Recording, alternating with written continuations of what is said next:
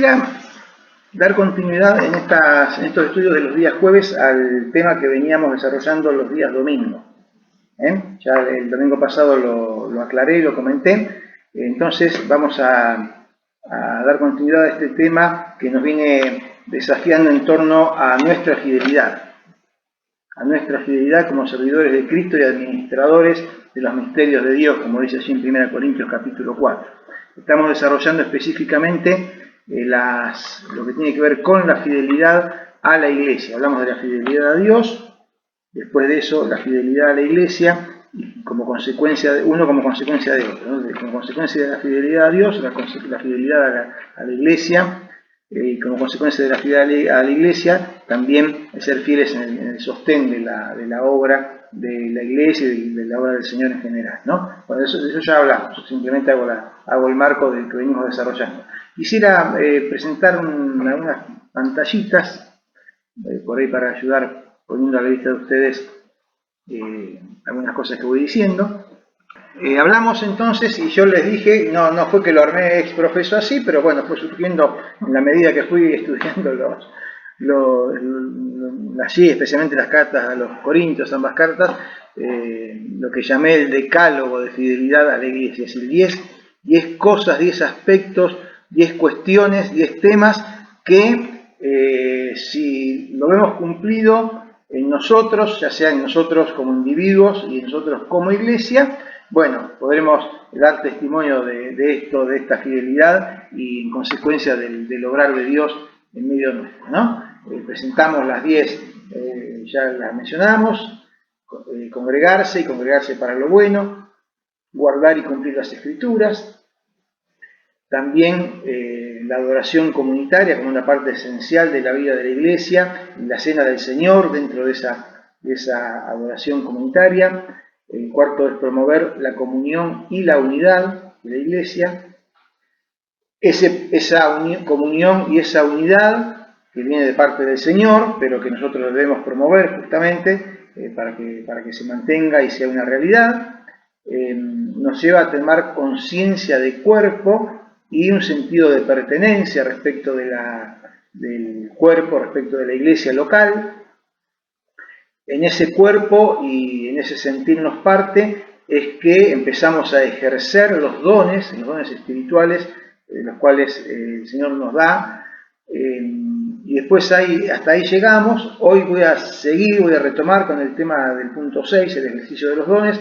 Me voy a repetir en algunas cosas que ya dije y voy a ir ampliando.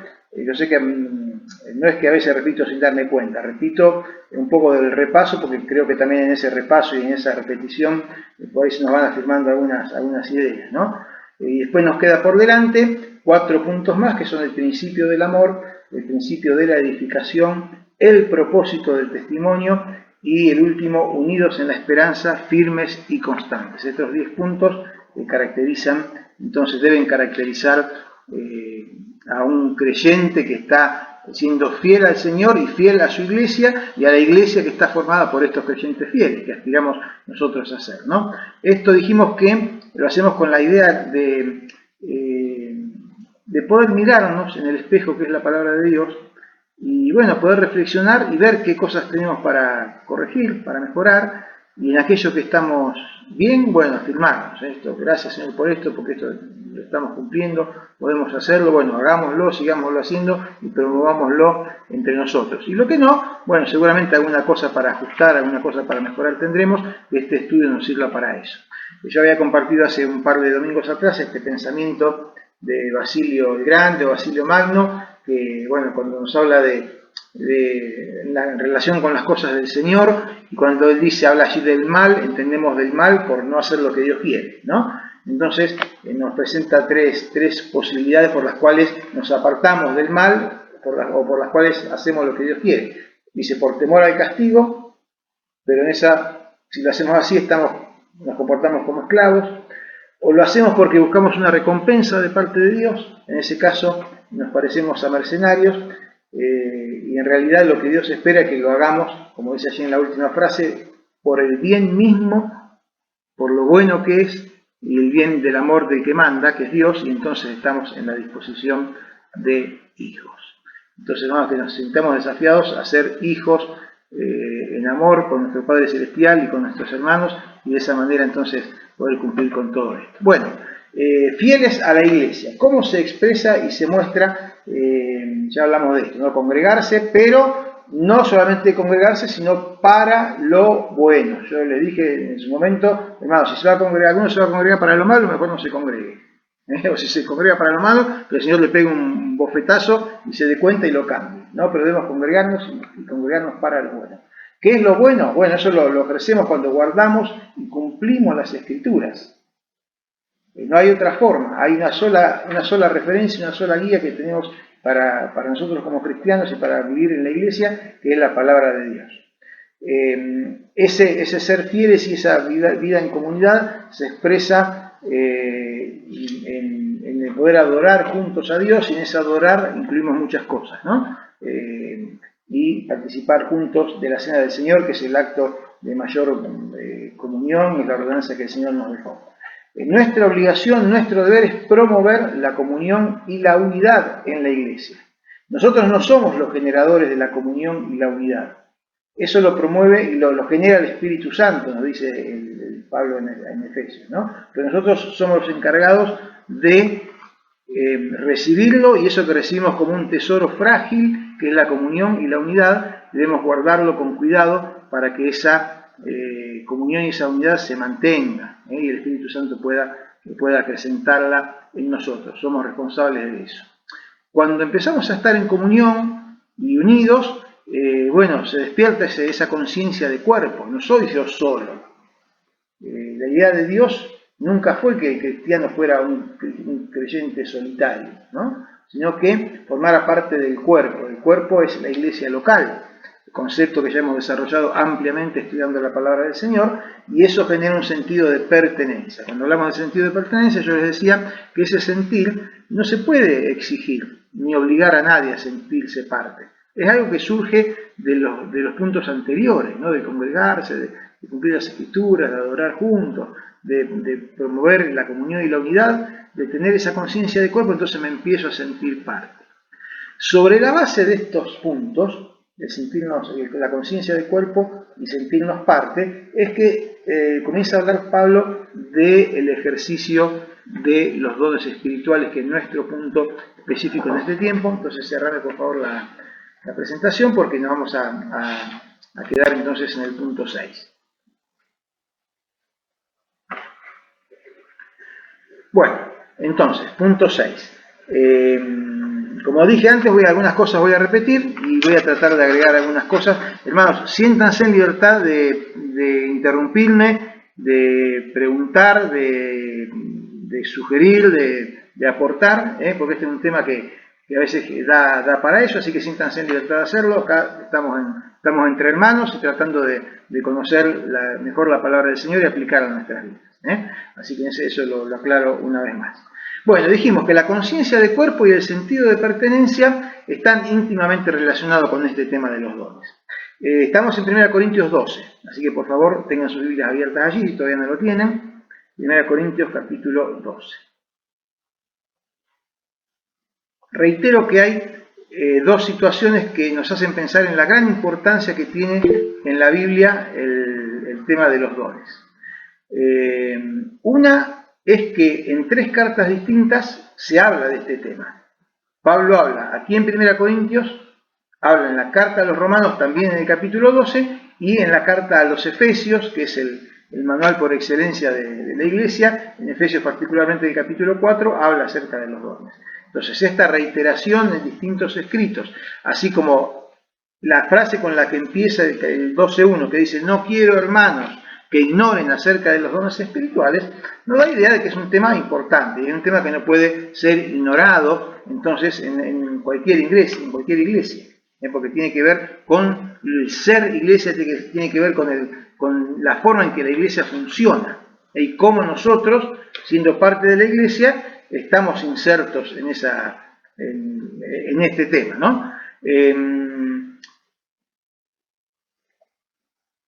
Sin embargo, como decíamos también, pasa que no es un tema que es abordado adecuadamente en las iglesias. No es un tema para estar hablando todos los domingos de esto, pero sí es un tema que los hermanos tenemos que tener en claro, porque si lo tenemos en claro lo vamos a ejercer bien y lo vamos a ejercitar de la manera adecuada. Si no lo tenemos claro o nos olvidamos de cómo es, bueno, ahí vamos a estar fallando en estas cuestiones. Y yo decía que esto de estar fallando lo vemos a veces, especialmente porque se producen dos situaciones. Una es cuando en una congregación son solamente unos pocos, que son los escogidos, los selectos, que se auto designan para llevar adelante toda la tarea de la iglesia y el resto acompaña. Sin sentirse demasiado involucrado, más que asistiendo y teniendo alguna participación no muy relevante en el quehacer de la iglesia. Entonces ese es un extremo malo, que no es lo que dice la Biblia, así que sean solamente unos pocos escogidos selectos los que hacen todo, y los demás miran cómo lo hacen, y aplauden, y a veces también critican cómo se hace, pero bueno, viéndolo como medio como de afuera, ¿no? Qué bueno, pero lo hacen otros. Y por otro lado decíamos que a veces, mirando de que a veces algunos toman ese rol o se autodesignan para ese rol. Pero por otro lado está el error de los que se sienten cómodos, con que sean solamente algunos, y se sienten cómodos con simplemente decir, bueno, voy a la iglesia, participo de un culto, y me siento mejor, me siento peor, me gusta más, me gusta menos, pero bueno, voy, cumplo con eso, cumplo con mi cuota de tiempo destinado al Señor y a la iglesia, y me retiro sin tener otra participación. Ninguna de estas dos cosas, hermanos, es el pensamiento bíblico. Ni de que sean unos pocos que se autoarroguen el hacer todo, ni que el resto de la congregación se desentienda. Por eso hablamos de este tema de los dones. Sí dije, y quiero abundar, o no abundar, pero sí por ahí hablar, dar alguna base bíblica a este pensamiento que conocemos, pero que quiero reiterar, es que cuando hablamos de los dones estamos hablando de hacer algo, ¿no? de hacer algo, de prestar un servicio al Señor en la iglesia, para la iglesia. Ahora bien, dejemos aclarado que hay un principio general de servicio y de compromiso con la obra que es para todos los que integran la iglesia. Es decir, no es que yo tengo que esconderme detrás de la idea de mi don y desentenderme del resto, del resto de la tarea de la iglesia. Por ejemplo, y acá quiero dar un ejemplo bien práctico, que lo encontramos en la carta a los Romanos capítulo 12, acompáñenme, así ustedes lo ven con sus propios ojos. Romanos capítulo 12.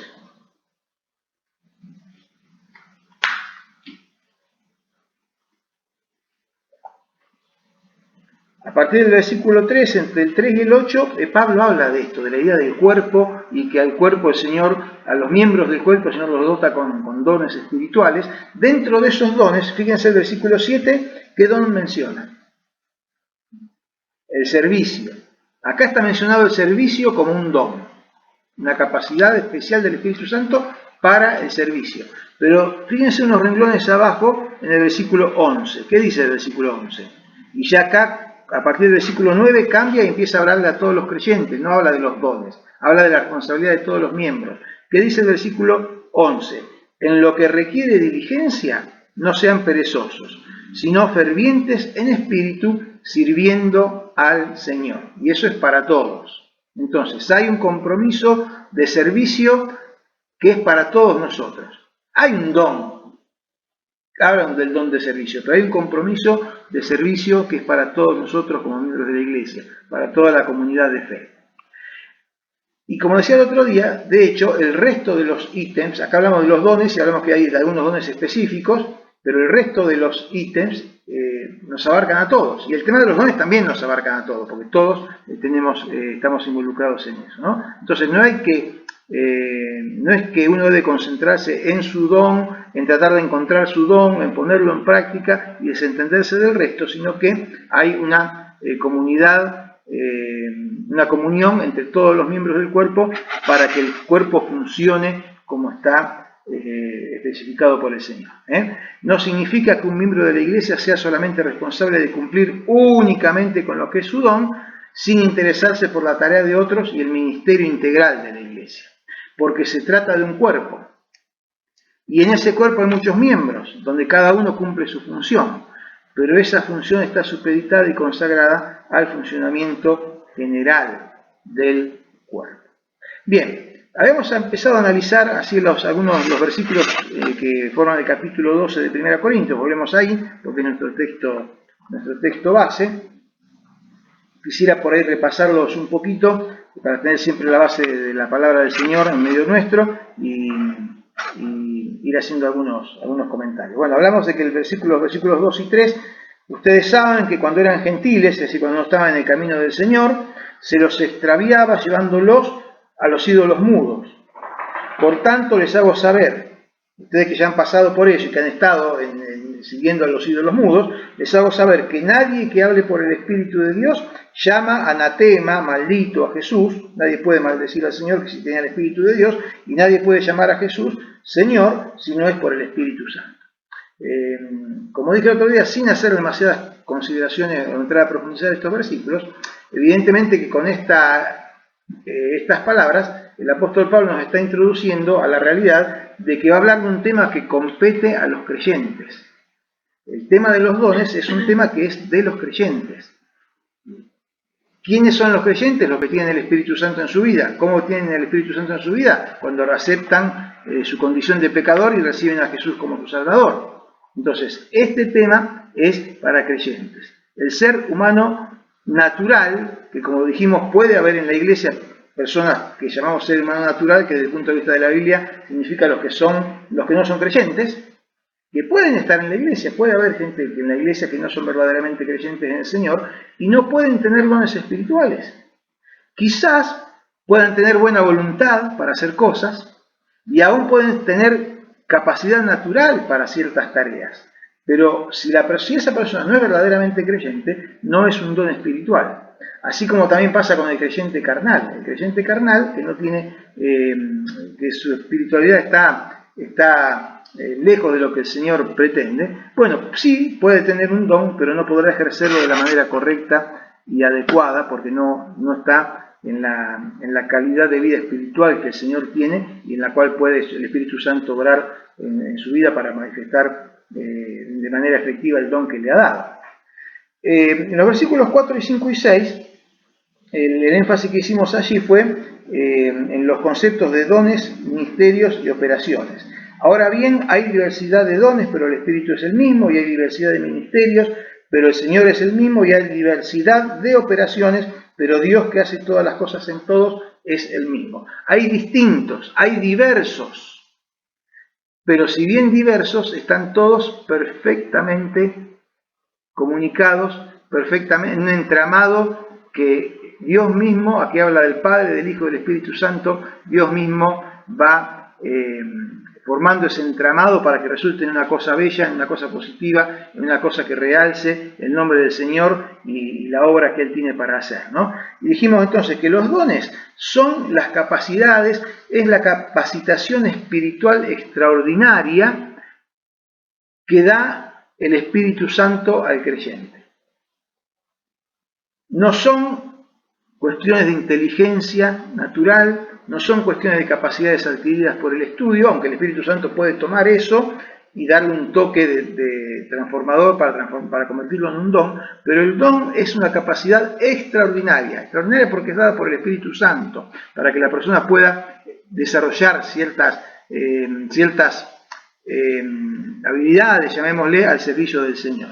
Ministerios, dice que hay diversidad de ministerios. Decíamos que ministerios son los ámbitos y las formas en que se puede hacer, de las formas de servicio y los ámbitos de servicio en el cual el que tiene el don debe funcionar. Debe funcionar dentro de ese ámbito y las formas de los ministerios que el Señor ha dado a la iglesia. Y las operaciones, que dice en el versículo 6, ¿qué es? Es la práctica del don, es ejercitar el don en sí, es hacer, es operarlo.